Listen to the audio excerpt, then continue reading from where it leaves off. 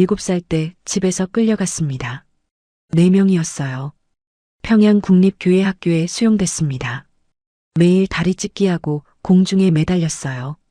울면 맞았고 실수하면 밥을 못 먹었습니다.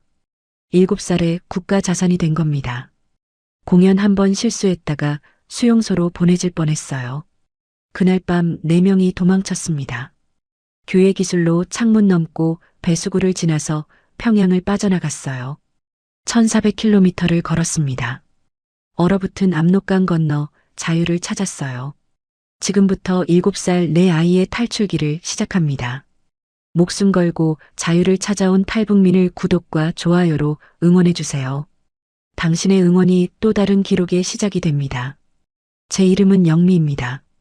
7살이었어요. 아침에 일어났는데 엄마가 없었습니다. 대신 낯선 아저씨 둘이 우리 집에 서 있었어요. 군복을 입고 있었죠. 한 명이 말했습니다. 넌 선택받았다. 국가를 위해 봉사하게 될 거야. 따라와라. 무슨 말인지 몰랐어요. 엄마를 찾았습니다. 엄마는 부엌 구석에서 울고 있었어요. 제게 달려와서 안아줬습니다. 뜨거운 눈물이 제 머리에 떨어졌죠. 아무 말도 하지 않았어요. 그냥 꽉 안았습니다. 군인이 엄마를 떼어냈어요. 가자. 끌려갔습니다. 트럭에 탔어요. 안에 아이들이 가득했습니다. 다들 7살쯤 돼 보였어요. 울고 있는 아이가 많았죠. 저도 울었습니다. 조용히요. 들키면 안 될 것 같았거든요. 옆에 앉은 여자아이가 제 손을 잡았습니다. 따뜻했어요. 이름이 뭐야? 물었어요. 현아라고 해. 대답이 돌아왔죠. 트럭이 3시간을 달렸습니다. 평양에 도착했어요. 거대한 회색 건물이 보였죠. 국립교회학교라고 적혀 있었습니다. 무슨 뜻인지 몰랐어요. 건물 안으로 들어갔죠. 체육관 같았습니다. 천장이 높고 바닥이 딱딱했어요. 수백 명의 아이들이 줄을 서 있었습니다. 우리도 줄을 섰어요. 앞에 교관들이 서 있었죠. 다들 무서워 보였습니다. 한 교관이 소리쳤어요. 너희는 오늘부터 국가의 보물이다. 최고의 교회단이 될 것이다. 실패는 용납되지 않는다. 검사가 시작됐습니다. 한 명씩 앞으로 나가서 몸을 검사받았어요. 다리를 찢어보라고 했죠. 못하는 아이는 쫓겨났습니다. 울면서 끌려나갔어요. 어디로 가는지 몰랐습니다. 제 차례가 왔어요. 떨렸지만 다리를 찢었습니다. 아팠어요. 참았죠. 교관이 고개를 끄덕였습니다. 합격이라는 뜻이었어요. 현아도 합격했습니다. 다른 두 아이도 합격했어요. 지은이랑 서윤이었죠.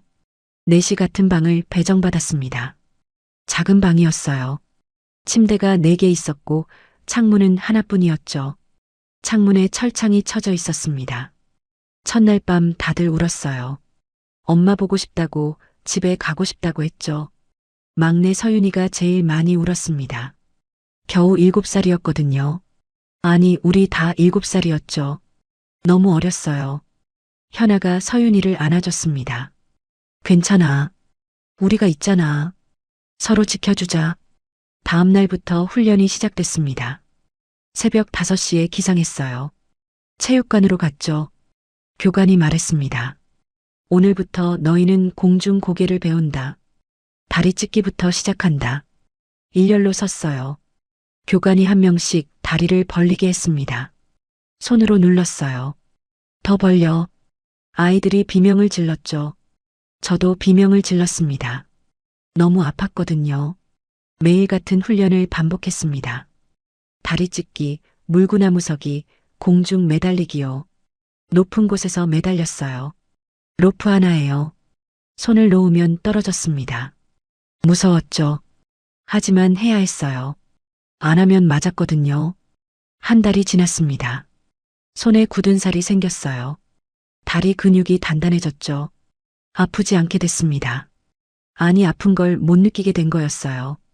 익숙해진 겁니다. 7살 아이가 아픔에 익숙해지다니 이상했죠. 하지만 그게 현실이었습니다. 밥은 하루 2끼 줬어요. 아침이랑 저녁이었죠. 양이 적었습니다. 항상 배고팠어요. 서윤이가 제일 작았는데 밥을 제일 조금 받았죠. 불공평했습니다. 우리 셋이 조금씩 덜어줬어요. 서윤이한테요. 고마워 언니들. 서윤이가 웃었습니다. 그 웃음이 예뻤어요. 3개월이 지나자 본격적인 공중 고개 훈련이 시작됐습니다. 트램펄린에서 뛰어올라 공중제비를 도는 거였어요. 처음에는 무서웠죠. 하지만 연습하니까 할 수 있었습니다. 지은이가 제일 잘했어요. 키가 크고 힘이 셌거든요. 현아는 균형감이 좋았죠. 서윤이는 작아서 공중에서 제일 높이 날았습니다. 우리 넷이 한 팀이 됐어요. 교관이 말했습니다. 너희는 평양의 작은 새들이다. 최고의 공연을 보여줘야 한다. 실패하면 모두 벌을 받는다. 무서웠지만 열심히 했습니다. 서로를 지켜야 했거든요. 훈련이 계속될수록 규칙도 많아졌습니다. 말하면 안 됐어요. 훈련 중에는 물론이고 식사 시간에도 입 다물어야 했죠. 웃어도 안 됐습니다. 교관이 보면 혼났거든요. 감정을 드러내지 말라고 했어요. 기계처럼 움직이라고요. 하지만 우리는 말하고 싶었습니다. 서로에게 이야기하고 싶었어요. 그래서 비밀 언어를 만들었죠. 손가락으로 신호를 보내는 거였습니다. 손가락 하나는 괜찮다는 뜻이었어요. 2개는 아프다. 3개는 무섭다. 4개는 배고프다였죠. 눈빛으로도 이야기했습니다. 눈을 2번 깜빡이면 고맙다는 거였어요. 1번 길게 감으면 미안하다. 눈을 크게 뜨면 위험하다였죠. 교관들은 몰랐습니다. 어른들은 아이들의 눈빛을 읽지 못했거든요. 밤에 몰래 이야기했습니다. 불 끄고 나서요. 속삭이듯 작은 목소리로 말했어요. 지은이가 물었죠. 너희 엄마 얼굴 기억나? 기억나? 현아가 대답했습니다. 예쁘셨어. 우리 엄마도 예뻤어. 서윤이가 말했죠. 언젠가 다시 만날 수 있을까? 모르겠어. 제가 솔직하게 말했습니다. 하지만 희망은 있잖아. 지은이가 말했어요. 우리가 살아남으면 언젠가는 만날 수 있을 거야. 그래. 다들 고개를 끄덕였죠. 배고픔이 제일 힘들었습니다. 밥이 너무 적었거든요. 항상 속이 비어 있었어요. 밤에 배에서 소리가 났죠. 잠을 못 잤습니다. 배가 고파서요. 어느 날 현아가 주머니에서 뭔가 꺼냈어요. 빵 조각이었죠. 어디서 났어? 물었습니다. 식당에서 몰래 숨겼어. 넷이 나눠 먹자. 조그만 빵 조각을 4개로 나눴습니다. 한 입 크기도 안 됐어요. 하지만 소중했죠. 현아가 제 입에 빵을 넣어줬습니다. 따뜻했어요. 저도 지은이 입에 넣어줬죠. 지은이는 서윤이한테, 서윤이는 다시 현아한테 넣어줬습니다. 이렇게 돌고 돌았어요. 맛있었습니다. 세상에서 제일 맛있는 빵이었어요. 눈물이 났죠. 행복해서가 아니라 슬퍼서였습니다. 이렇게 작은 빵 조각으로 행복해지는 게 슬펐거든요. 하지만 그게 우리가 가진 전부였어요. 훈련 중에 다치는 아이들이 많았습니다. 공중에서 떨어지거나 로프에 긁히거나 했죠. 병원에 가지 못했어요. 그냥 참아야 했습니다. 지은이가 손가락이 부러졌어요. 훈련 중에요. 아파서 울었죠. 교관이 때렸습니다. 울지 마. 계속 훈련해. 지은이는 부러진 손가락으로 계속 훈련했어요. 밤에 우리가 치료해줬습니다. 옷을 찢어서 손가락을 묶었어요. 나무 젓가락으로 부목을 댔죠. 지은아 괜찮아? 물었습니다. 괜찮아. 너희가 있잖아. 지은이가 웃었어요. 아픈데도요. 서로를 돌봤습니다. 머리를 빗겨주고 등을 문질러주고 잠들 때 손을 잡아줬어요. 가족이 된 겁니다. 피는 안 섞였지만 피보다 진했죠. 넷이서 하나였어요. 6개월이 지났습니다. 우리는 이제 숙련된 고개사가 됐어요. 어른들도 못하는 기술을 할 수 있었죠. 공중 3바퀴 돌기, 사람 위에 서기, 로프 타기 같은 거요. 7살인데 말이에요. 믿기지 않았지만 사실이었습니다. 교관이 우리를 칭찬했어요. 처음이었죠. 너희는 잘하고 있다. 곧 큰 무대에 설 거다. 기뻤어요. 칭찬받은 게 아니라 살아남았다는 게요. 잘하면 살 수 있었거든요. 하지만 두려웠습니다. 큰 무대가 뭔지 몰랐어요. 어떤 사람들 앞에서 공연하는지도요. 실수하면 어떻게 되는지도 몰랐죠. 현아가 말했습니다. 괜찮아. 우리 함께잖아. 실수 안 할 거야. 그래. 고개를 끄덕였어요. 큰 무대의 날이 왔습니다. 아침부터 긴장됐어요. 오늘 김정은 앞에서 공연한다고 했거든요. 최고 지도자라고 했죠. 실수하면 우리뿐 아니라 교관들도 벌 받는다고 했습니다. 무서웠어요. 새 옷을 받았습니다. 반짝이는 옷이었어요. 빨강, 파랑, 노랑, 초록이었죠. 우리 넷이 각자 다른 색을 입었습니다. 예뻤어요. 처음 입어보는 예쁜 옷이었죠. 거울을 봤습니다. 낯설었어요. 7살 아이 같지 않았거든요. 인형 같았죠. 화장도 했습니다. 어른이 해줬어요. 빨간 입술, 까만 눈썹이었죠. 서윤이가 말했습니다. 언니 예뻐. 웃었어요. 너도 예쁘다고 했죠. 사실이었습니다. 넷 다 예뻤어요. 극장으로 갔습니다. 거대한 건물이었어요. 평양 대극장이라고 했죠. 안으로 들어가니 무대가 보였습니다. 엄청 넓었어요. 천장이 높고 조명이 많았죠.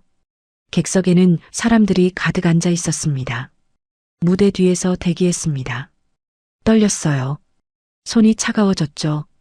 현아가 제 손을 잡았습니다. 괜찮아. 우리가 연습한 대로만 하면 돼. 손가락 하나를 들어 보였어요. 괜찮다는 신호였죠. 저도 손가락 하나를 들었습니다. 무대 시작됐습니다.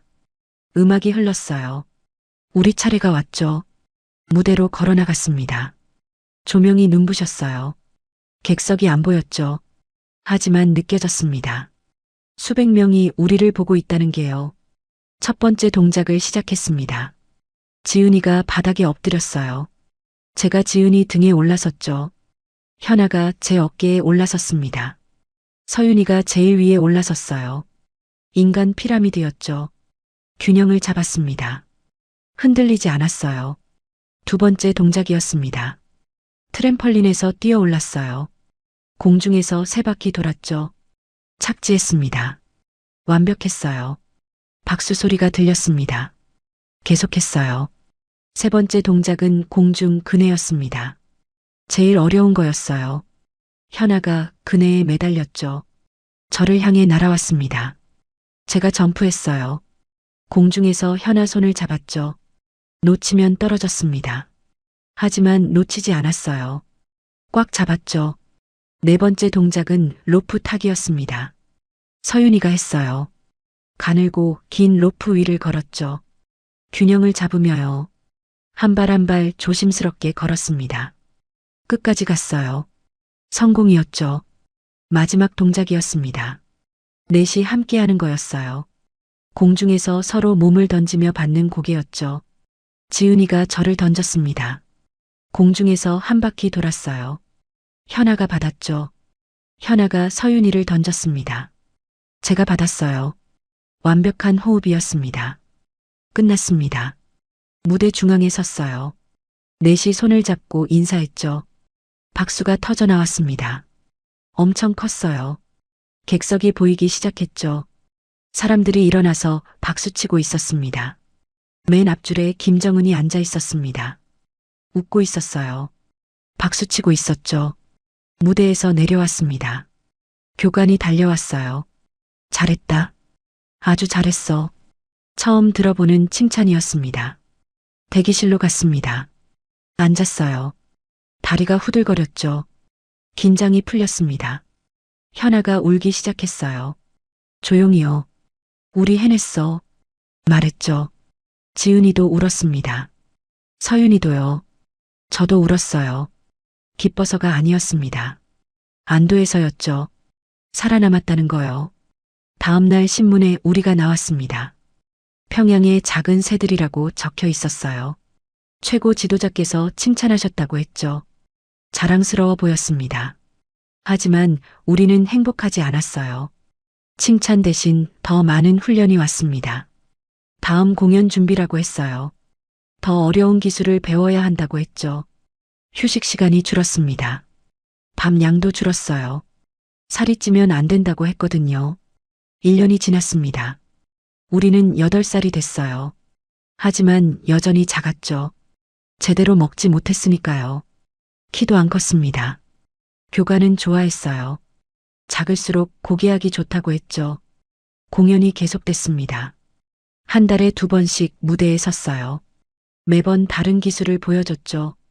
실수하면 안 됐습니다. 단 한 번도요. 긴장된 날들이었어요. 그러던 어느 날이었습니다. 운명이 바뀐 날이요. 특별한 날이었습니다. 건군절 기념 공연이라고 했어요. 군 고위 간부들이 다 온다고 했죠. 실수하면 절대 안 된다고 교관이 몇 번이나 강조했습니다. 알았냐고 물었어요. 네. 대답했죠. 공연 전에 신발을 받았습니다. 낡았어요. 다른 아이가 신던 거였죠. 새 신발은 없다고 했습니다. 참아야 했어요. 서윤이 신발이 제일 심했습니다. 밑창이 떨어질 것 같았어요. 교관님, 이거 위험한데요. 말했죠. 괜찮아. 조심해서 신으면 돼. 교관이 신경 안 썼습니다.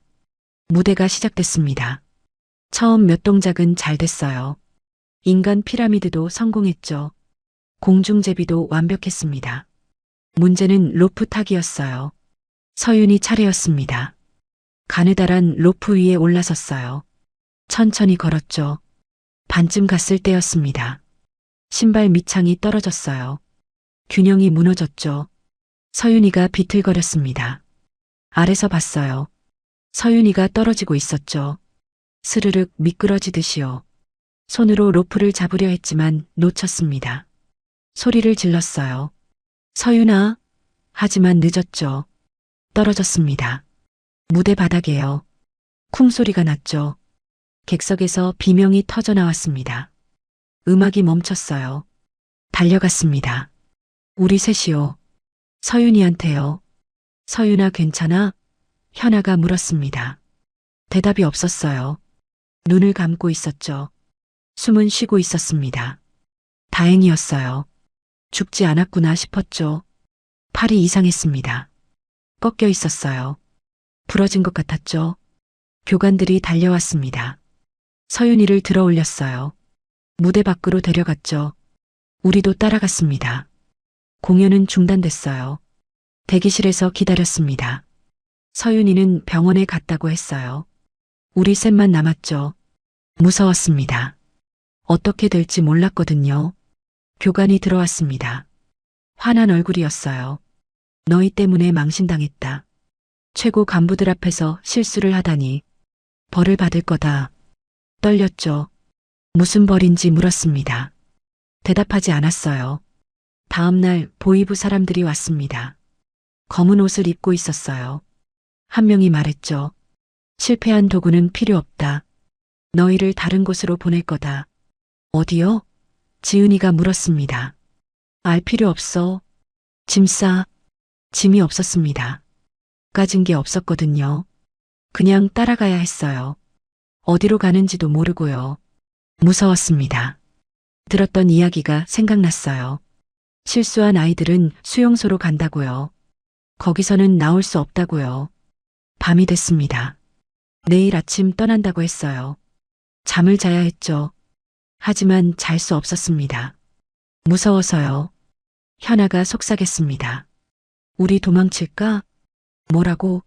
놀랐어요. 도망치자. 여기서 나가는 거야. 어떻게? 물었죠. 창문으로. 우리 작잖아. 빠져나갈 수 있어. 지은이가 말했습니다. 서윤이는? 같이 데려가야지. 서윤이는 병원에 있었습니다. 3층이라고 들었어요. 찾아가야 했죠. 위험했습니다. 하지만 두고 갈 수 없었어요. 넷이 함께였으니까요. 계획을 세웠습니다. 밤 12시에 창문으로 나가는 거였어요. 병원에 가서 서윤이 데려오고요. 그 다음은? 물었습니다. 모르겠어. 일단 나가고 생각하자. 현아가 말했죠. 공연장을 떠올렸습니다. 거기 로프가 있었어요. 탄력 로프요. 그걸 가져가면 도움될 것 같았죠. 누가 가져올래? 제가 가져올게. 지은이가 말했습니다. 밤 10시였습니다. 지은이가 나갔어요. 몰래요. 30분 후 돌아왔죠. 로프를 들고 있었습니다. 성공이었어요. 12시까지 기다렸습니다. 시간이 안 갔죠. 드디어 12시가 됐습니다. 준비됐냐고 현아가 물었어요. 고개를 끄덕였습니다. 무서웠지만 해야 했죠. 창문으로 갔어요. 철창이 있었습니다. 하지만 간격이 넓었어요. 우리 같은 아이는 빠져나갈 수 있었죠. 현아가 먼저 나갔습니다. 몸을 비틀어서 철창 사이로 나갔어요. 성공했죠. 지은이가 로프를 내려줬습니다. 현아가 로프를 잡고 내려갔어요. 3층이었지만 할 수 있었습니다. 고개 훈련받았으니까요. 제 차례였습니다. 철창 사이로 몸을 밀어 넣었어요. 좁았지만 빠져나갔죠. 로프를 잡았습니다. 내려가기 시작했어요. 손이 아팠지만 참았습니다. 바닥에 도착했어요. 지은이가 마지막이었습니다. 내려왔어요. 네. 아니, 셋이 모였죠. 서윤이를 데리러 가야 했습니다.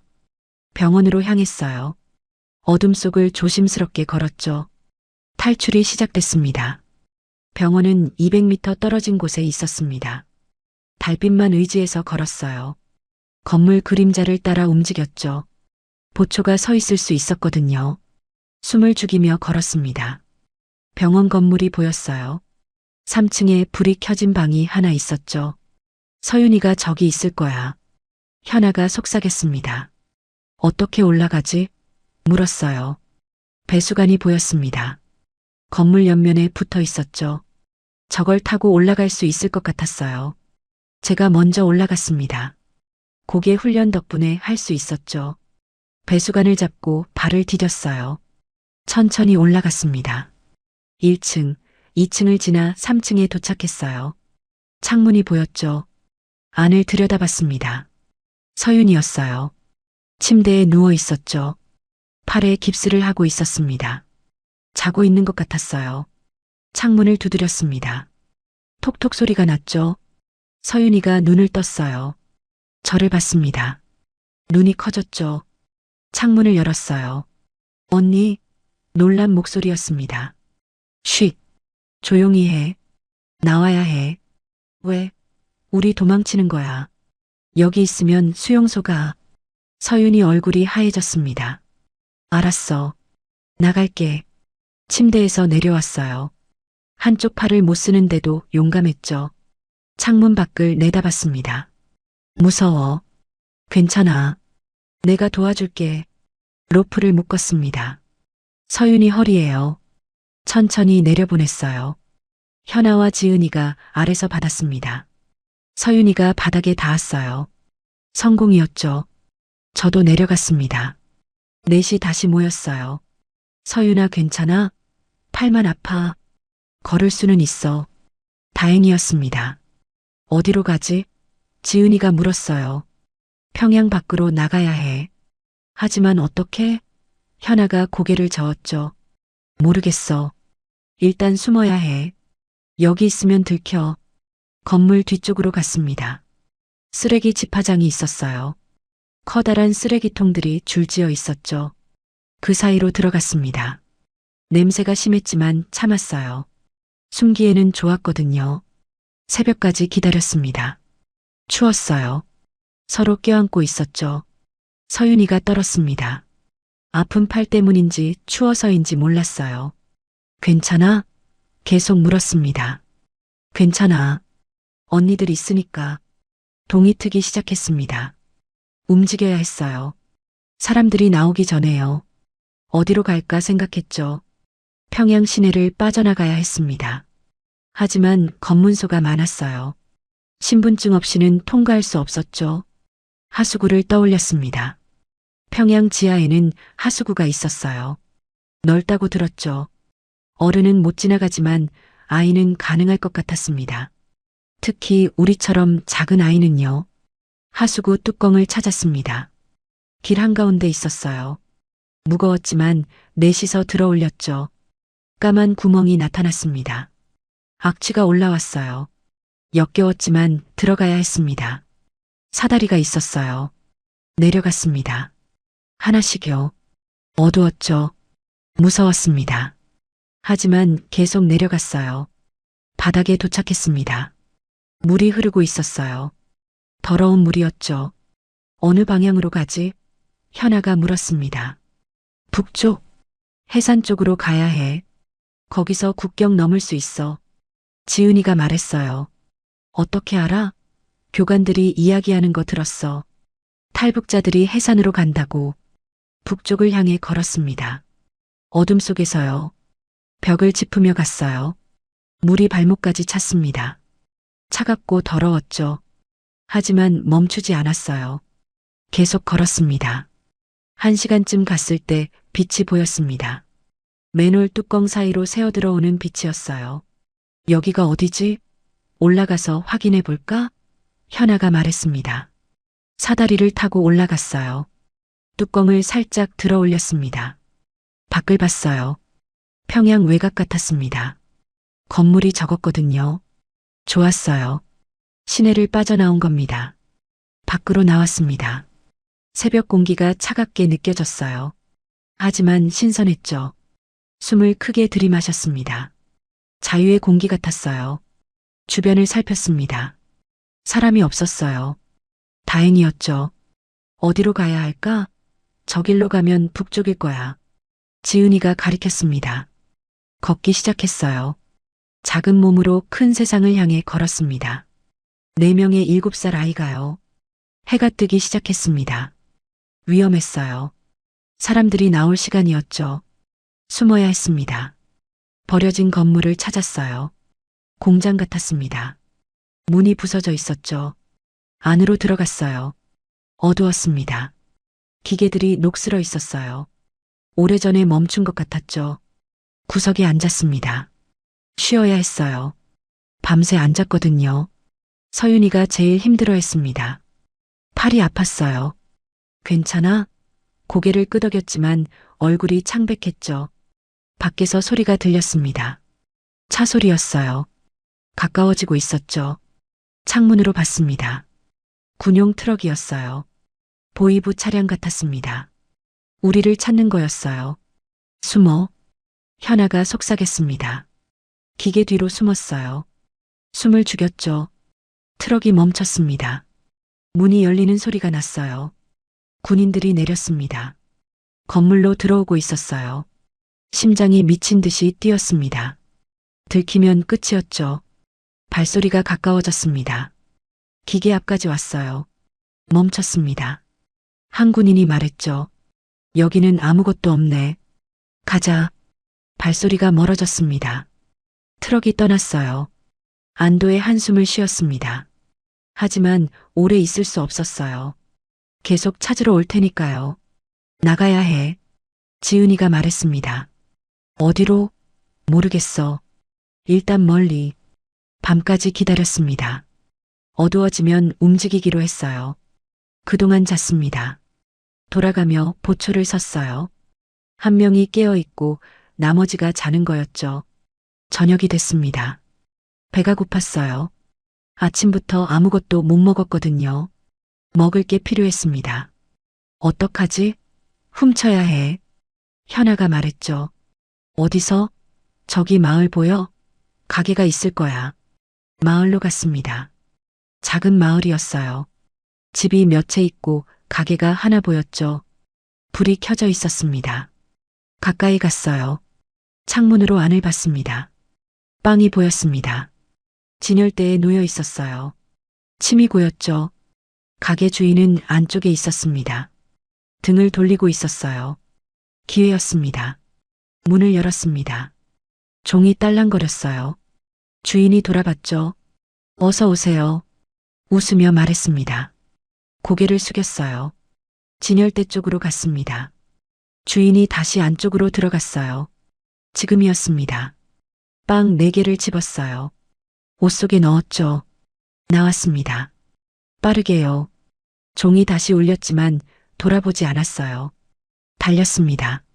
마을을 벗어날 때까지요. 숨이 차올랐지만 멈추지 않았어요. 안전한 곳까지 가야 했죠. 나무숲이 보였습니다. 그쪽으로 뛰어갔어요. 숲속에 들어갔습니다. 어두웠지만 안전했어요. 앉았습니다. 빵을 꺼냈어요. 넷이 나눠 먹었죠. 맛있었습니다. 세상에서 제일 맛있는 빵이었어요. 먹으면서 계획을 세웠습니다. 북쪽으로 계속 가야 해. 밤에만 움직이고 낮에는 숨는 거야. 지은이가 말했어요. 얼마나 걸릴까? 모르겠어. 아마 며칠? 일주일? 현아가 대답했죠. 걸을 수 있어? 서윤이한테 물었습니다. 응. 언니들 있으니까 할 수 있어. 서윤이가 웃었어요. 용감했습니다. 밤새 걸었습니다. 별을 보며 방향을 찾았어요. 북두칠성을 따라갔죠. 교회 학교에서 배운 게 도움됐습니다. 천문학 시간이 있었거든요. 새벽이 됐습니다. 숨을 곳을 찾았어요. 동굴을 발견했죠. 작았지만 4명이 들어가기엔 충분했습니다. 안으로 들어갔어요. 자려고 누웠습니다. 서로 껴안고요. 따뜻했어요. 눈을 감았죠. 잠이 왔습니다. 지친 몸이 쉬고 싶어 했어요. 꿈을 꿨습니다. 엄마 꿈이었어요. 엄마가 웃고 있었죠. 품에 안아줬습니다. 따뜻했어요. 보고 싶어. 꿈속에서 말했죠. 나도 보고 싶단다. 엄마가 대답했습니다. 깼을 때 눈물이 나 있었습니다. 닦았어요. 다른 애들은 자고 있었죠. 깨우지 않았습니다. 밖을 봤어요. 해가 중천에 떠 있었습니다. 오늘 밤도 걸어야 했어요. 더 멀리요. 자유를 향해서요. 3일째 밤이 왔습니다. 다리가 후들거렸지만 멈출 수가 없었어요.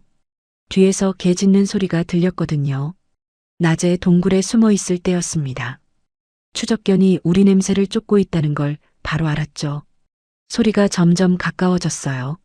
현아가 서둘러야 한다고 속삭였습니다. 동굴을 빠져나가 다시 뛰기 시작했어요. 서윤이는 부러진 팔을 감싸 쥐고 이를 악물며 따라왔습니다. 깨소리가 더 선명해지면서 나뭇가지 부러지는 소리도 들렸어요. 사람들의 고함 소리까지요. 지은이가 물이 필요하다고 말했습니다.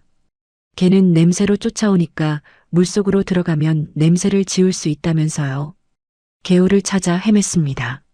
작은 시냇물을 발견했을 때 주저없이 뛰어들었어요. 차가운 물이 허리까지 차올랐습니다. 서윤이가 작게 신음했지만 멈추지 않았어요. 개울을 따라 30분쯤 걸었습니다. 개 짖는 소리가 점점 멀어지더니 결국 들리지 않게 됐어요. 냄새를 놓친 거였습니다. 안도의 한숨이 나왔지만 온몸이 젖어서 떨렸어요. 물에서 나와서도 계속 걸었습니다. 멈추면 얼어 죽을 것 같았거든요. 밤이 깊어지자 더는 걸을 수 없었습니다. 바위 밑에 그늘진 공간을 발견했어요. 거기 앉아서 서로 껴안고 체온을 나눴습니다. 누가 우릴 쫓는 걸까 생각했어요. 지은이가 말했습니다. 아마 전문 추격자일 거라고요. 탈북자를 잡는 사람들이 따로 있다고 들었다면서요. 그 말을 듣자 더 무서워졌습니다. 하지만 잠이 와서 눈을 감았어요. 얼마나 잤는지 모르겠습니다. 현아가 저를 흔들어 깨웠어요. 일어나봐. 누가 온다고 속삭였습니다. 눈을 떴을 때 멀리서 손전등 불빛이 흔들리며 이쪽으로 오고 있었어요. 한 명이었습니다. 걔는 없었어요. 혼자서 천천히 걸어오면서 손전등으로 바닥을 비추고 있었습니다. 우리 발자국을 찾고 있었어요. 어둠 속에서 얼굴이 보였습니다. 30대쯤 된 남자였어요. 차가운 표정으로 바닥만 보며 걷고 있었습니다. 숨소리도 내지 말자고 손짓했습니다. 바위 뒤에 바짝 붙어 숨었어요. 발소리가 점점 가까워졌습니다. 10m, 5m까지요. 손전등 불빛이 바위 옆을 비췄지만 우리 쪽으로는 오지 않았습니다. 남자가 쪼그려 앉아서 바닥을 자세히 들여다봤어요. 작은 발자국이 있네 하고 혼잣말했습니다. 4명이고 전부 어린애들이라는 걸 발자국 크기만 보고 알아냈더군요. 영리한 애들이야. 게을로 냄새를 지웠어 하면서 감탄하듯 말했습니다. 오히려 더 무서웠어요. 일어서서 주변을 둘러봤습니다.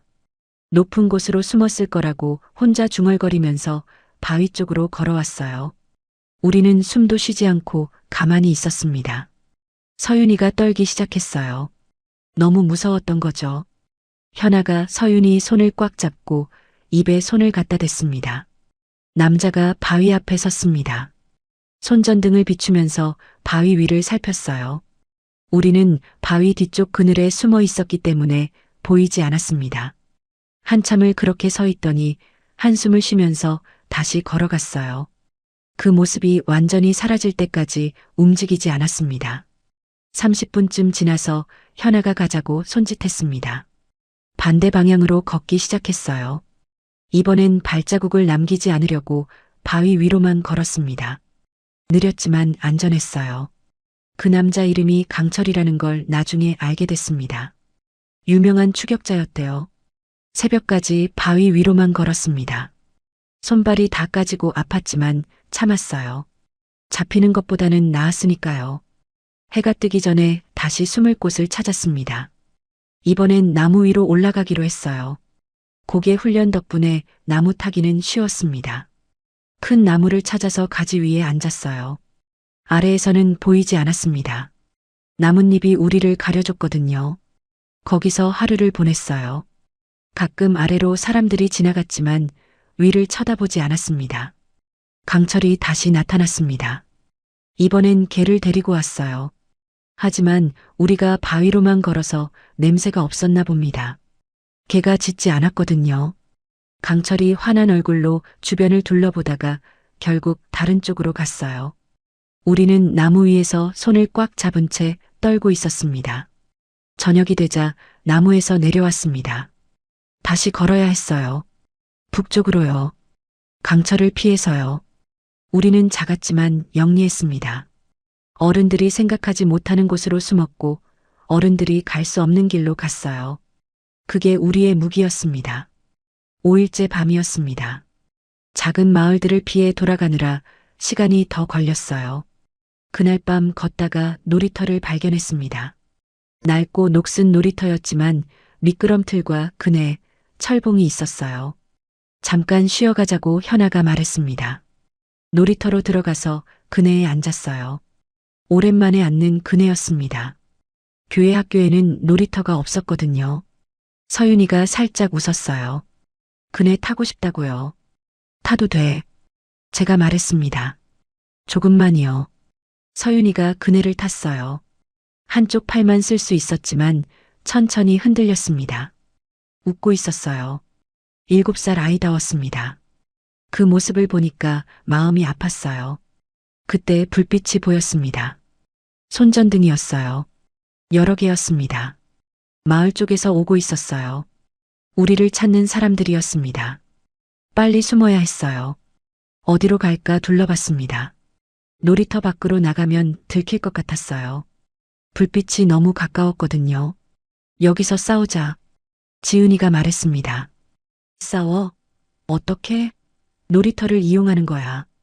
우리 곡에 배웠잖아. 무슨 뜻인지 알았습니다.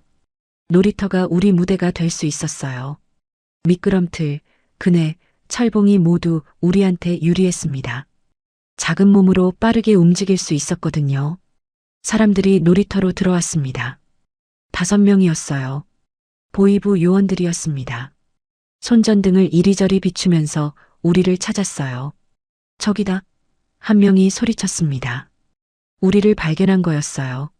달려왔습니다. 하지만 우리는 준비돼 있었어요. 현아가 그네를 세게 밀었습니다. 그네가 날아가서 요원 한 명을 쳤어요. 요원이 넘어졌습니다. 지은이는 철봉에 올라갔어요. 공중제비를 돌면서 다른 요원 머리를 발로 찼습니다. 그 요원도 쓰러졌어요. 저는 미끄럼틀로 올라갔습니다. 위에서 모래를 움켜쥐었어요. 올라오는 요원 얼굴에 던졌습니다. 모래가 눈에 들어갔어요. 요원이 비명을 지르며 미끄러졌습니다. 서윤이는 시소 아래 숨어 있었어요. 요원이 지나갈 때 시소를 3개 올렸습니다. 요원이 걸려 넘어졌어요. 4명이 쓰러졌습니다. 1명만 남았어요. 그 요원이 무전기를 꺼냈습니다. 지원 요청하려는 거였어요. 막아야 했습니다. 현아가 그네줄을 잡고 날아갔어요. 공중에서 발을 뻗어 무전기를 찾습니다. 무전기가 날아가서 부서졌어요. 요원이 현아를 잡으려 했습니다. 하지만 현아는 그네에서 뛰어내려 철봉으로 갔어요. 돌고 돌면서 요원을 피했습니다. 고개 실력을 발휘하는 거였어요. 지은이와 제가 양쪽에서 달려들었습니다. 요원 다리를 걸었어요. 넘어졌습니다. 5명 모두 쓰러졌습니다. 다치진 않았지만 일어나지 못했어요. 우리는 빨랐거든요. 작고 빠르고 영리했습니다. 어른들은 예상하지 못했을 거예요. 도망쳐야 했습니다. 더 많은 사람이 올 테니까요. 놀이터를 빠져나가 어둠 속으로 뛰었어요. 뒤돌아보지 않았습니다. 계속 뛰었어요. 1시간쯤 뛰었을 때 멈췄습니다. 숨이 차올랐어요. 해냈어. 현아가 말했습니다. 우리 해냈어. 웃음이 나왔습니다. 무서웠지만 이겼어요. 7살 4명이 어른 5명을 이긴 거였습니다. 하지만 기뻐할 시간이 없었습니다. 이제 더 많은 사람이 우리를 쫓을 거예요. 더 빨리 가야 했습니다. 해상까지요. 거기서 국경을 넘어야 했어요. 다시 걷기 시작했습니다. 밤새도록요. 쉬지 않고요. 다리가 아팠지만 멈추지 않았습니다. 살아남아야 했거든요. 자유를 찾아야 했어요. 새벽이 되자 기차 소리가 들렸습니다. 가까웠어요. 철로가 있다는 뜻이었습니다. 기차를 타면 빨리 갈 수 있을 것 같았어요. 해상까지요. 철로를 찾았습니다. 기차가 서 있었어요. 화물 기차였습니다.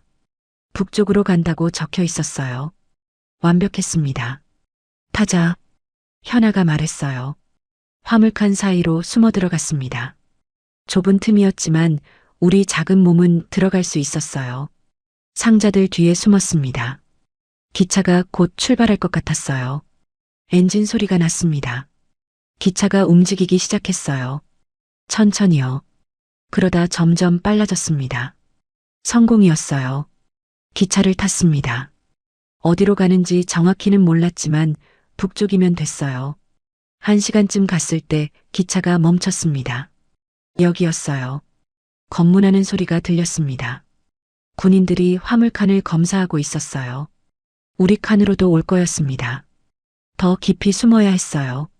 상자 틈 사이로 몸을 밀어 넣었습니다. 숨도 쉬지 않았어요. 군인이 들어왔습니다. 손전등을 비췄어요. 상자들을 확인했습니다. 여기는 이상 없음. 군인이 말했습니다. 나갔어요. 안도의 한숨을 쉬었습니다. 들키지 않았어요. 기차가 다시 출발했습니다. 밤이 됐습니다. 기차는 계속 달렸어요. 화물칸 안은 추웠습니다.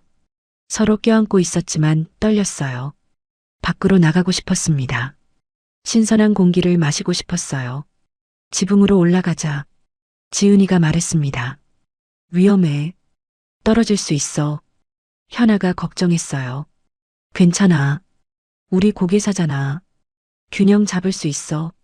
지은이가 웃었습니다. 화물칸 벽을 타고 올라갔습니다. 어렵지 않았어요. 손잡이가 있었거든요. 지붕에 도착했습니다. 바람이 세게 불었어요. 차가웠지만 상쾌했습니다. 누웠습니다. 넷이 나란히요. 하늘을 봤어요. 별이 가득했습니다. 평양에서는 별을 못 봤었어요. 불빛이 많아서요. 여기는 달랐습니다. 수천 개의 별이 반짝이고 있었어요. 예쁘다. 서윤이가 말했습니다. 정말 예뻐. 현아가 대답했어요. 저 별 중에 우리 엄마도 있을까? 지은이가 물었습니다. 있을 거야. 분명히. 제가 말했어요. 기차가 달렸습니다. 산을 지나고 강을 건넜어요. 밤 풍경이 아름다웠습니다. 무서운 도망이었지만 이 순간만큼은 평화로웠어요.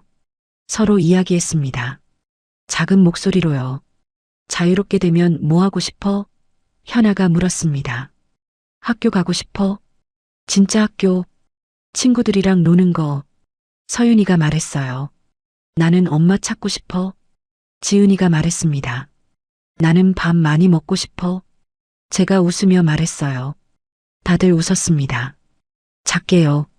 바람 소리에 섞여 사라질 만큼요. 하지만 행복했습니다. 이 순간만큼은요. 추위가 심해졌습니다. 11월 밤이었거든요. 떨기 시작했어요. 다시 화물칸으로 내려가야 할 것 같았습니다. 내려가자. 현아가 말했어요. 조심스럽게 내려갔습니다. 화물칸 안으로 들어왔어요. 상자 사이에 자리를 잡았습니다. 서로 껴안고 누웠어요. 따뜻했습니다. 잠이 왔습니다. 피곤했거든요. 며칠 동안 제대로 못 잤었어요. 눈을 감았습니다. 기차 소리가 자장가처럼 들렸어요. 꿈을 꿨습니다. 자유로운 꿈이었어요. 학교에 가는 꿈, 친구들이랑 노는 꿈, 엄마를 만나는 꿈이었습니다. 행복한 꿈이었어요. 깼을 때 아침이었습니다. 기차가 멈춰 있었어요.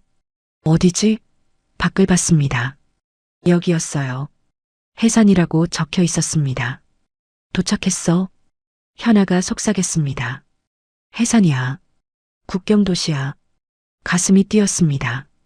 거의 다 왔어요. 압록강만 건너면 중국이었습니다. 조심스럽게 기차에서 내렸습니다. 사람들이 많았어요. 그 사이로 섞여 들어갔습니다. 어린아이들이라 눈에 띄지 않았어요. 해산 거리로 나왔습니다. 국경이 어디지? 지은이가 물었습니다. 강 쪽으로 가면 돼. 현아가 말했어요. 걷기 시작했습니다. 강을 향해서요. 해산 장마당은 생각보다 컸습니다. 사람들이 바글바글했고 물건 파는 소리, 흥정하는 소리로 시끄러웠어요. 우리는 그 틈에 섞여서 강이 어디 있는지 찾아다녔는데 문제는 우리 옷차림이 너무 깨끗해 보인다는 거였습니다. 도망친 아이들처럼 보이지 않고 어딘가 시설에서 나온 것처럼 보였거든요. 현아가 말했습니다. 우리 꽃제비처럼 보여야 해. 거지 아이들 말이에요. 그래야 아무도 의심 안 할 거야. 지은이가 고개를 끄덕이더니 길바닥에 있던 흙을 손에 묻혔습니다. 그러고는 자기 얼굴에 문질렀어요. 우리도 따라했습니다. 얼굴에 옷에 흙을 묻혔어요. 서윤이 깁스에도 먼지를 묻혔습니다. 거울 대신 무릉덩이에 비친 모습을 봤는데 정말 거지 같았습니다.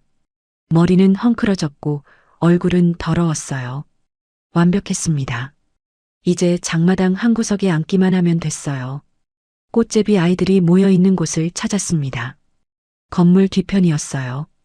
대여섯 명쯤 되는 아이들이 옹기종기 모여 앉아 있었습니다. 우리도 그 옆에 조용히 앉았어요. 아무도 뭐라고 하지 않았습니다. 그냥 우리를 힐끗 보더니 신경 쓰지 않더군요. 한 아이가 빵 조각을 입에 물고 있었습니다. 침이 고였지만 달라고 할 수 없었어요. 지은이가 작은 목소리로 물었습니다. 여기서 얼마나 있어야 할까? 현아가 대답했어요. 강이 얼 때까지. 지금은 11월이니까 12월쯤 되면 올 거야. 한 달이나 기다려야 한다는 뜻이었습니다. 그날부터 우리는 진짜 꽃제비처럼 살았습니다. 아침에 일어나면 장마당을 돌아다니며 구걸했어요. 손을 내밀고 불쌍한 표정을 지었습니다. 어떤 사람들은 동전을 주기도 했고 어떤 사람들은 빵 조각을 던져주기도 했어요. 대부분은 그냥 지나쳤지만요. 밤에는 건물 뒤편에서 잤습니다. 추웠어요. 11월 해산은 이미 겨울이었거든요. 다른 꽃제비들과 함께 모여 앉아서 서로 체온을 나눴습니다. 낯선 아이들이었지만 같은 처지였어요. 말은 별로 하지 않았습니다. 그냥 조용히 추위를 견뎠어요. 일주일쯤 지났을 때 한 아이가 우리한테 말을 걸었습니다. 너희 어디서 왔어? 평양이요. 현아가 거짓말했습니다. 부모님이 돌아가셔서 여기까지 왔어요. 그 아이가 고개를 끄덕이더니 더는 묻지 않았습니다. 다들 사연이 있었으니까요. 서윤이 팔이 걱정됐습니다. 깁스를 한 지 2주가 넘었는데 제대로 치료를 못 받고 있었거든요. 아프지? 물으면 서윤이는 고개를 저었지만 표정이 일그러질 때가 있었어요. 참고 있는 거였습니다. 약이 필요했습니다. 진통제라도요. 하지만 돈이 없었어요. 훔쳐야 했습니다. 지은이가 말했어요. 내가 약국에 가볼게. 너희는 여기 있어. 안 돼, 위험해. 현아가 말렸지만 지은이는 이미 일어섰습니다. 괜찮아. 나 빠르잖아. 지은이가 떠났습니다. 우리는 불안하게 기다렸어요. 1시간쯤 지났을 때 지은이가 돌아왔습니다. 손에 뭔가 쥐고 있었어요. 약이었습니다. 어떻게 구했어? 훔쳤어? 약사가 다른데 보는 사이에 지은이가 웃었습니다. 서윤이한테 약을 먹였습니다. 물과 함께요. 조금 나아질 거야. 현아가 서윤이 머리를 쓰다듬었어요. 서윤이가 고맙다고 작게 말했습니다. 2주가 더 지났습니다. 12월이 됐어요. 날씨가 더 추워졌습니다. 밤에는 영하 20도까지 내려갔어요. 손발이 얼 것 같았습니다. 하지만 견뎠어요. 강이 얼기를 기다리며요. 어느 날 아침 한 꽃제비 아이가 말했습니다. 강 얼었대. 어제 확인했어. 심장이 뛰었어요. 드디어라는 생각이 들었습니다. 현아가 물었어요. 건널 수 있을 만큼? 응. 두껍게 얼었어. 며칠만 더 있으면 완전히 단단해질 거야. 3일을 더 기다렸습니다. 그리고 밤에 강으로 갔어요. 압록강이었습니다. 넓고 하얗게 얼어 있었어요. 건너편이 중국이었습니다. 자유였어요. 하지만 경비가 삼엄했습니다. 군인들이 순찰하고 있었거든요. 서치라이트가 강 위를 비추고 있었어요. 어떻게 건너지? 지은이가 물었습니다. 틈을 노려야 해. 서치라이트가 지나간 사이에 현아가 말했습니다. 30분을 기다렸습니다. 서치라이트의 패턴을 익혔어요. 5분마다 한 번씩 지나갔습니다. 그 사이 4분 30초 정도가 비었어요. 그때 건너야 했습니다. 준비됐어? 현아가 물었습니다. 우리는 고개를 끄덕였어요. 손을 잡았습니다. 넷이서요. 놓지 말자. 함께 가는 거야. 현아가 말했습니다. 알았어. 대답했어요. 서치라이트가 지나갔습니다. 지금이었어요. 달렸습니다. 얼음 위로요. 강을 절반쯤 건넜을 때 서윤이가 비틀거렸습니다. 언니 어지러워. 작은 목소리였어요. 얼굴을 보니 새빨갛게 달아올라 있었습니다. 열이 나고 있었던 거예요. 아마 며칠 전부터 아팠을 텐데 말을 안 했던 겁니다. 우리 걱정시킬까 봐요. 조금만 참아. 거의 다 왔어. 현아가 서윤이를 부축했습니다. 지은이와 저도 양옆에서 잡아줬어요. 넷이서 천천히 걸었습니다. 서윤이 몸이 뜨겁게 느껴졌어요. 심각했습니다. 서치라이트가 다시 돌아올 시간이 가까워졌습니다. 서둘러야 했어요. 하지만 서윤이는 더 이상 걸을 수가 없었습니다. 쓰러질 것 같았거든요. 업자. 지은이가 말했습니다. 내가 업을게. 지은이가 서윤이를 업었습니다. 8살 아이가 다른 8살 아이를 업은 거였어요. 힘들었을 겁니다. 하지만 지은이는 이를 악물고 걸었습니다. 우리도 옆에서 지탱해줬어요. 중국 쪽 강둑이 보였습니다. 50m만 더 가면 됐어요. 하지만 서치라이트가 돌아오고 있었습니다. 빛이 우리 쪽으로 다가왔어요. 엎드려. 현아가 속삭였습니다. 얼음 위에 엎드렸습니다. 숨을 죽였어요. 서치라이트가 지나갔습니다. 우리 바로 옆을요. 하지만 보지 못했습니다. 너무 작았으니까요. 불빛이 지나가자 다시 일어났어요. 마지막 힘을 다해 뛰었습니다. 지은이가 서윤이를 업고도 뛰었어요. 중국 강둑에 도착했습니다. 올라갔어요. 성공이었습니다. 중국 땅을 밟은 거였어요. 하지만 기뻐할 수 없었습니다. 서윤이가 의식을 잃었거든요. 서윤아, 흔들었지만 눈을 뜨지 않았어요. 숨은 쉬고 있었습니다. 다행이었지만 상태가 좋지 않았어요. 근처에 작은 오두막이 보였습니다. 버려진 것 같았어요. 거기로 갔습니다. 서윤이를 눕혔어요. 얼굴이 창백했습니다. 열은 더 올라간 것 같았어요. 어떡하지? 제가 물었습니다. 약이 필요해. 그리고 물도. 현아가 말했어요. 여기는 중국이야. 어디 가서 구해? 지은이가 걱정스럽게 말했습니다. 마을을 찾아야 해. 약국이 있을 거야. 현아가 결심한 표정으로 말했습니다. 내가 갈게. 너희는 서윤이 옆에 있어. 혼자 가면 위험해. 제가 말했지만 현아는 고개를 저었어요. 빨라야 해. 혼자가 더 빠를 거야. 현아가 나갔습니다. 저와 지은이는 서윤이 옆에 앉았어요. 이마를 만졌습니다. 뜨거웠어요. 물수건이라도 있으면 좋을 텐데 아무것도 없었습니다. 그냥 손으로 이마를 식혀줬어요. 2시간쯤 지났을 때 현아가 돌아왔습니다. 손에 뭔가 들고 있었어요. 약이랑 물이야. 마을 약국에서 훔쳤어. 어떻게? 중국말은 몰라도 약은 비슷하게 생겼더라. 해열제 찾아서 가져왔어. 서윤이를 깨웠습니다. 간신히 눈을 떴어요. 약 먹어야 해. 입을 벌렸습니다. 약을 넣어주고 물을 마시게 했어요. 삼켰습니다. 다시 눈을 감았어요. 밤새 지켜봤습니다. 교대로 깨어 있으면서요. 열이 내려가길 기도했습니다. 새벽이 됐을 때 서윤이가 눈을 떴어요. 언니들. 작은 목소리였습니다. 서윤아, 괜찮아? 응. 좀 나아진 것 같아. 이마를 만져봤습니다. 열이 많이 내렸어요. 약이 효과가 있었던 겁니다. 안도의 한숨이 나왔어요. 살았구나 싶었습니다. 하지만 아직 안심할 수 없었습니다. 서윤이 팔도 문제였거든요. 깁스한 지 1달이 넘었는데 제대로 치료를 못 받았어요. 병원에 가야 했습니다. 하지만 중국 병원에 어떻게 가죠? 우리는 불법 체류자였어요. 한국 대사관을 찾아야 해. 현아가 말했습니다. 거기 가면 도와줄 거야. 어디 있는데? 베이징이래. 여기서 멀어? 아마 엄청 멀걸. 현아가 한숨을 쉬었어요. 어떻게 가지? 기차? 돈이 없잖아. 지은이가 말했습니다. 그럼 걸어? 너무 멀어.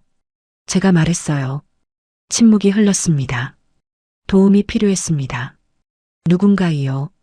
하지만 누구를 믿어야 할지 몰랐어요. 여기는 북한도 아니고 한국도 아니었습니다. 중국이었어요. 낯선 땅이었습니다. 그때 문 두드리는 소리가 들렸습니다. 누구지? 숨었어요. 조용히요. 문이 열렸습니다. 한 여자가 들어왔어요. 중국 사람 같았습니다. 우리를 봤어요. 놀란 표정이었습니다. 아이들이 왜 여기 있어? 중국어였지만 알아들을 수 있었어요.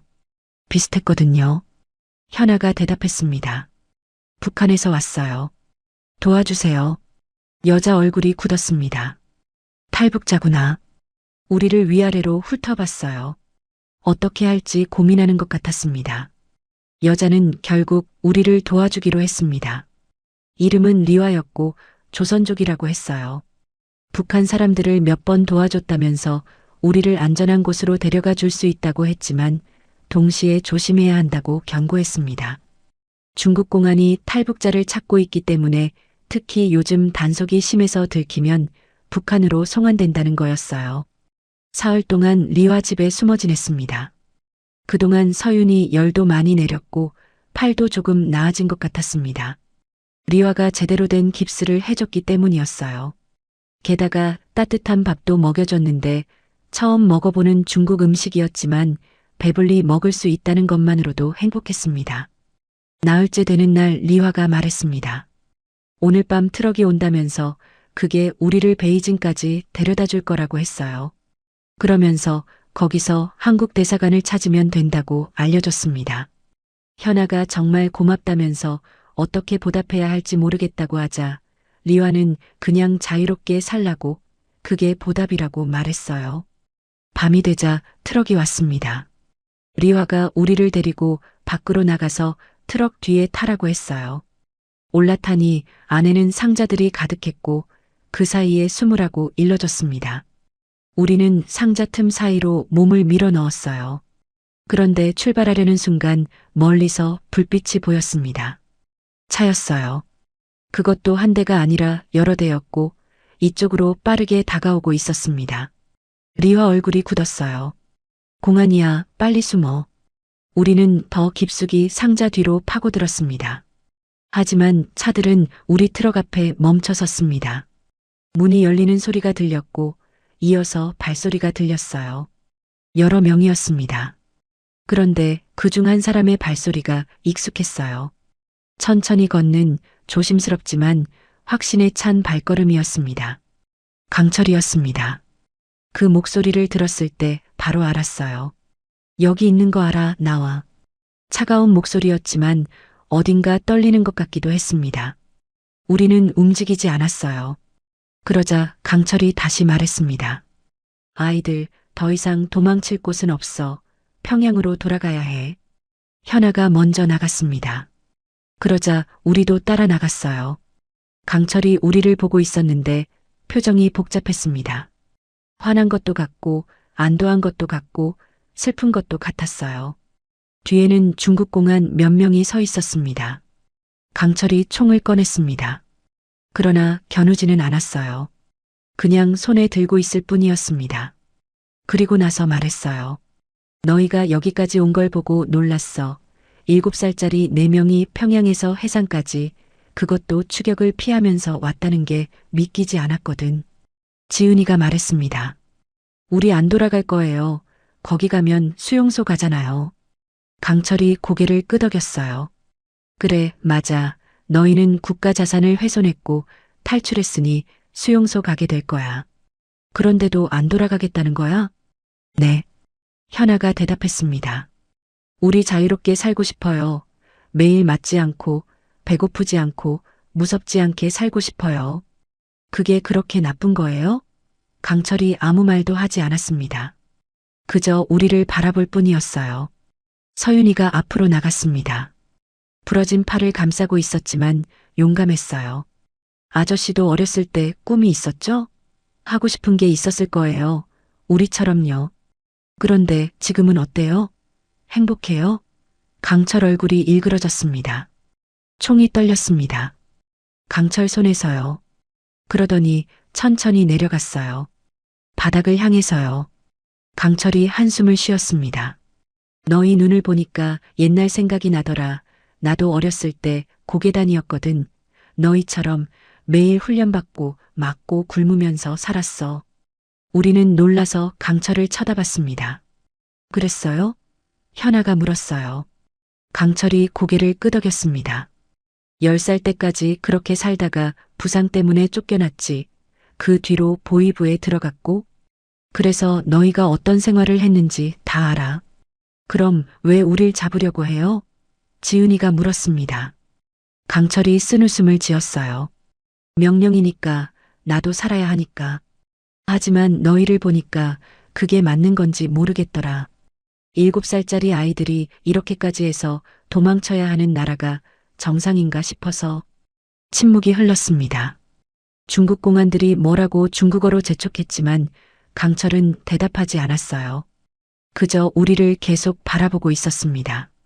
특히 서윤이를요. 부러진 팔과 여인 얼굴을요. 강철이 작게 말했습니다.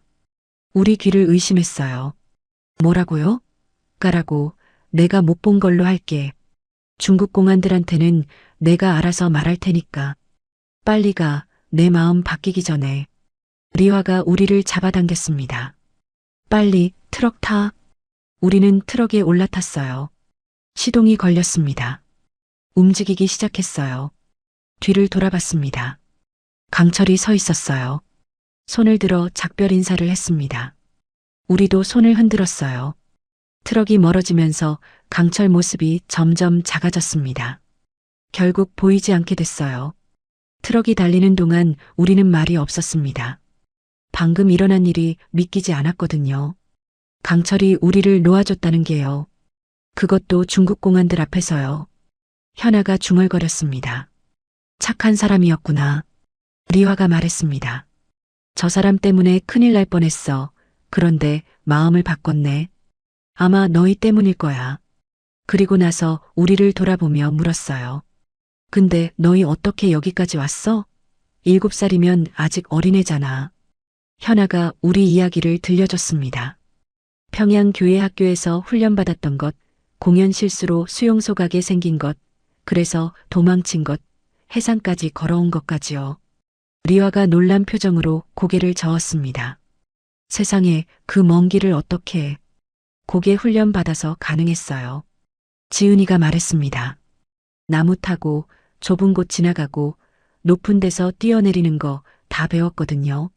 리화가 웃었어요. 너희 대단한 애들이구나. 트럭은 밤새 달렸습니다. 새벽이 됐을 때 멈췄어요. 여기서 내려야 해. 리화가 말했습니다. 검문소가 저 앞에 있거든. 트럭은 통과할 수 있지만 너희는 숨어서 가야 해. 밖으로 나왔습니다. 추웠어요. 12월 새벽이었거든요. 리화가 지도를 펼쳤습니다. 여기가 지금 위치고 저기가 베이징이야. 손가락으로 가리켰어요. 멀었습니다. 어떻게 가요? 현아가 물었어요. 강을 따라가. 리화가 말했습니다. 강둑길은 검문이 적어 사람들도 별로 안 다니고 며칠 걸리겠지만 안전할 거야. 알겠어요. 현아가 고개를 끄덕였습니다. 리화가 가방을 줬습니다. 빵이랑 물 넣어뒀어. 그리고 이것도. 돈다발을 꺼냈어요. 많지는 않지만 도움 될 거야. 우리는 감사 인사를 했습니다. 리화가 우리를 안아줬어요. 잘 가, 꼭 자유롭게 살아. 리화가 떠났습니다. 우리는 혼자 남았어요. 다시요. 하지만 이번엔 중국이었습니다. 북한보다는 안전했어요. 그래도 조심해야 했습니다. 강을 찾았습니다. 큰 강이었어요. 얼어 있었습니다. 강둑을 따라 걷기 시작했어요. 바람이 세게 불었습니다. 얼굴이 얼 것 같았지만 계속 걸었어요. 사흘을 걸었습니다. 낮에는 숨고 밤에만 걸었어요. 리화가 준 빵으로 배고픔을 달랬습니다. 물은 강물을 녹여서 마셨어요. 힘들었지만 견뎠습니다. 나흘째 되는 날 눈보라가 왔습니다. 앞이 보이지 않았어요. 걸을 수가 없었습니다. 동굴을 찾았지만 없었어요. 할 수 없이 강 위에 앉았습니다. 서로 껴안고요. 이러다 얼어 죽겠어. 지은이가 떨면서 말했습니다. 그러자 현아가 말했어요. 로프로 묶자. 훈련 때 했던 것처럼. 서로 묶으면 체온을 나눌 수 있어. 가방에서 로프를 꺼냈습니다. 탄력 로프였어요. 처음 탈출할 때 가져온 거였습니다. 넷의 허리를 로프로 묶었어요. 하나로 연결됐습니다. 훨씬 따뜻했어요. 눈보라가 그칠 때까지 기다렸습니다. 2시간쯤 걸렸어요. 눈이 멈추자 다시 걸었습니다. 로프로 묶인 채로요. 누가 넘어지면 다른 사람이 잡아줬습니다. 한 명이 미끄러지면 3명이 끌어줬어요. 그렇게 이틀을 더 걸었습니다. 로프는 우리를 하나로 만들어줬어요. 생명줄이었습니다. 서로를 포기하지 않게 해주는요. 어느 날 저녁 불빛이 보였습니다. 많은 불빛이었어요. 도시였습니다. 베이징인가? 현아가 물었어요. 지도를 확인했습니다. 맞았어요. 베이징이었습니다. 드디어 왔습니다.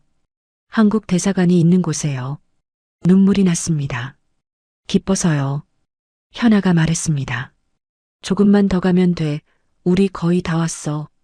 베이징 외곽에 도착했을 때는 12월 말이었습니다. 평양을 떠난 지 2달쯤 됐어요. 그동안 우리는 많이 컸습니다.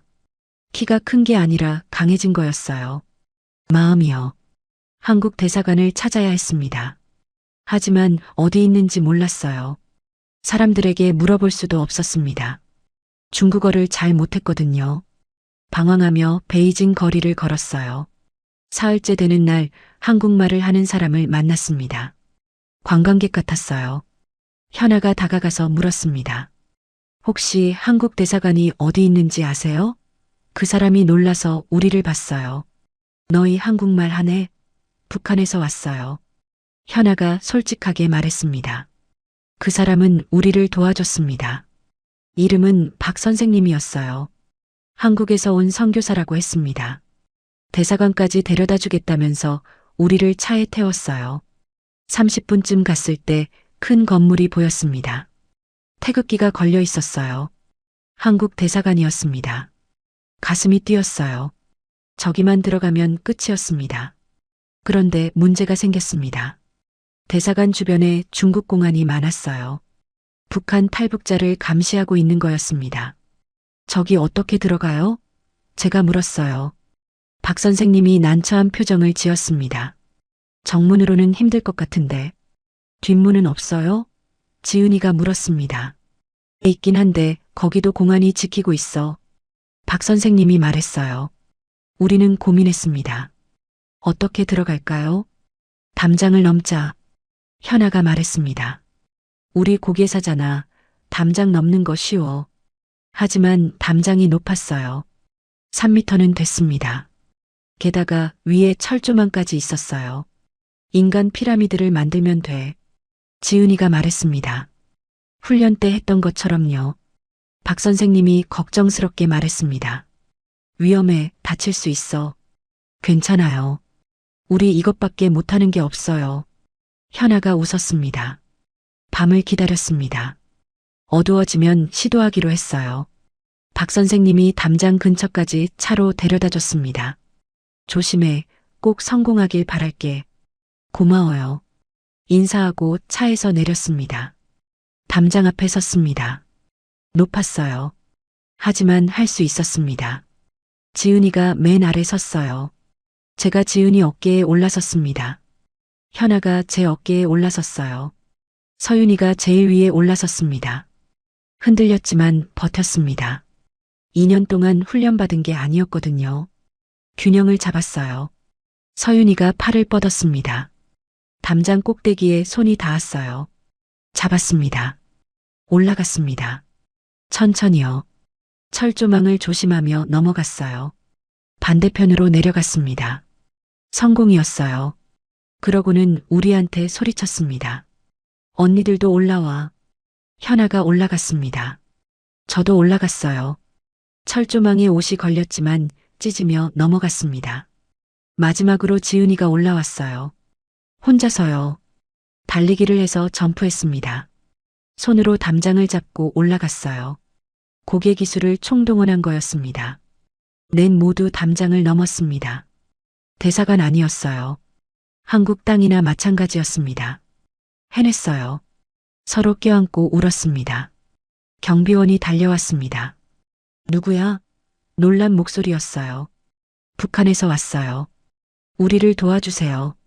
현아가 말했습니다. 경비원 표정이 부드러워졌어요. 들어와, 안전해. 건물 안으로 들어갔습니다. 따뜻했어요. 불이 환하게 켜져 있었습니다. 사람들이 우리를 맞아줬어요.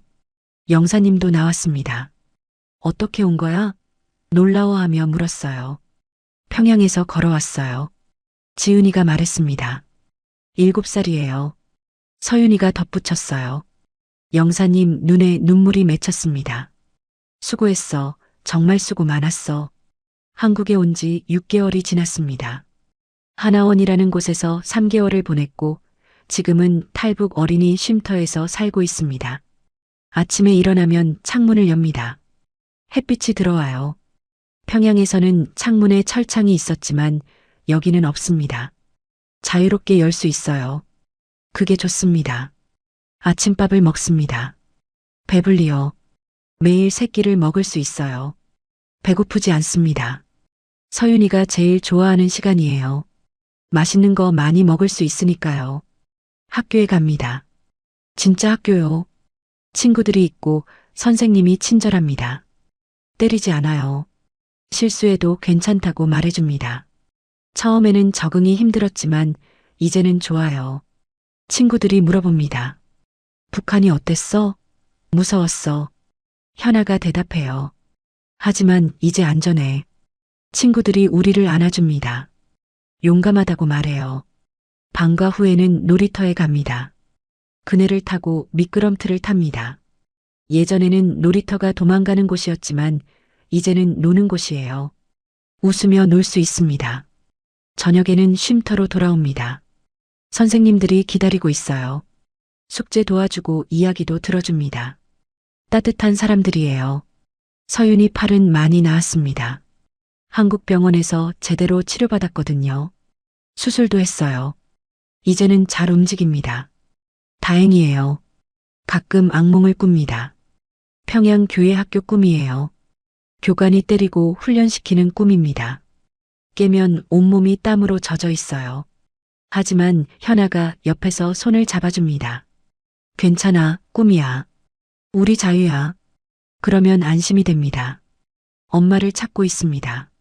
정부에서 도와주고 있어요. 북한에 연락해서 확인 중이래요. 살아계실까요? 모르겠습니다. 하지만 희망을 갖고 있어요. 일요일에는 공원에 갑니다. 산책하면서 이야기를 나눠요. 기억나? 평양에서 도망칠 때 현아가 물으면 다들 고개를 끄덕입니다. 무서웠지만 함께여서 할 수 있었어. 지은이가 말해요. 인형을 받았습니다. 처음 받아보는 인형이에요. 예뻤습니다. 서윤이는 곰 인형을, 지은이는 토끼 인형을, 현아는 고양이 인형을, 저는 강아지 인형을 받았어요. 밤에 안고 잡니다. 따뜻해요. 꿈이 생겼습니다. 현아는 선생님이 되고 싶대요. 아이들을 가르치는 선생님이요. 지은이는 운동선수가 되고 싶어 합니다. 체조선수요. 서윤이는 의사가 되고 싶대요. 아픈 사람 치료하는 의사요. 저는 작가가 되고 싶습니다. 우리 이야기를 쓰고 싶어요. 가능할까요? 모르겠습니다. 하지만 도전할 겁니다. 포기하지 않을 거예요. 평양에서 해산까지, 해산에서 베이징까지 왔잖아요. 못할 게 없습니다. 오늘도 쉼터방에 앉아 있습니다. 넷이서요. 창밖을 봅니다. 서울 하늘이 보여요. 자유의 하늘입니다. 평양에서 봤던 하늘과 같지만 다릅니다. 여기서는 무섭지 않거든요. 서로 손을 잡습니다. 여전히 함께해요. 앞으로도 계속 함께일 겁니다. 가족이니까요.